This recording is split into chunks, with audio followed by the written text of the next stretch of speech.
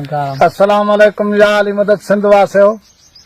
मुंहिंजो अर्ज़ु आहे हुकूमत सिंध पुलिस जे एसपी आईजी डीआईजी उनखे मुंहिंजी इहा ई अपील आहे त तनवीर साहब बेगुनाह नाजायज़ मुंहिंजे अजायो ॻिचीअ पइजी वियो आहे।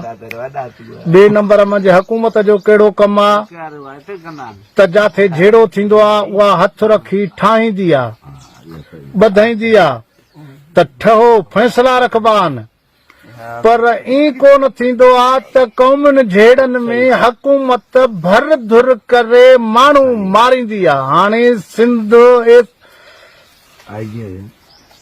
आईजीअ खे मुंहिंजो इहो ई अर्ज़ु आहे, ई न थींदो आहे। हाणे तनवीर तुंजी साहब महरम जो झेड़ो आहे, उन्हनि जी भर धुर करे उन्हनि सां चढ़ी अची माण्हू मारिया अथई ऐं फटी थिया आहिनि। महर अघु लिकल आहे, हाणे न आहिनि लिकल। हिकु अर्ज़ु मुंहिंजो इहो, ॿियो अर्ज़ु मुंहिंजो इहो ई आहे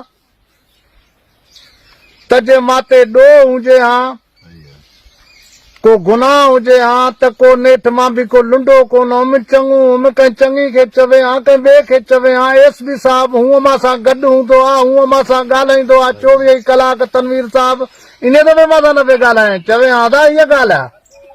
अहिड़ी का ॻाल्हि कान्हे, न को मां ॾोह कयो आहे, न का मूंखे ख़बर ई आहे, न का चार ई आहे। ॿियो सिंध जे महरनि साहिबनि खे चङनि खे मुंहिंजो हे आहे त जे कुतो छितो थींदो आहे त उनखे मालिक ॿुधंदो आहे। हिन झेड़े में ख़ुदि महर फटी आहे। ऐं ॿिए नंबर मुंहिंजो इहो ई अर्ज़ु आहे तनवीर साहब खे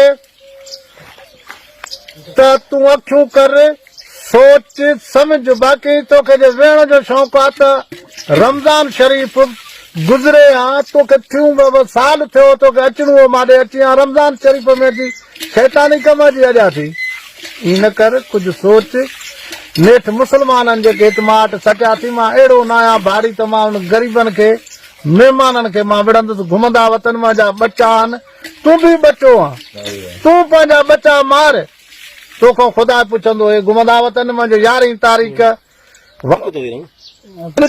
सिंध जा राकून, सिंध जा बच्चा आहिनि, मुंहिंजा बच्चा आहिनि, रहनि पिया घुमनि पिया। मां कोन विढ़ंदुसि, जे विढ़ू हूंदो त पंहिंजे जाच 2 विखा करे अची विढ़ंदो मां, अहिड़ी का ॻाल्हि न आहे।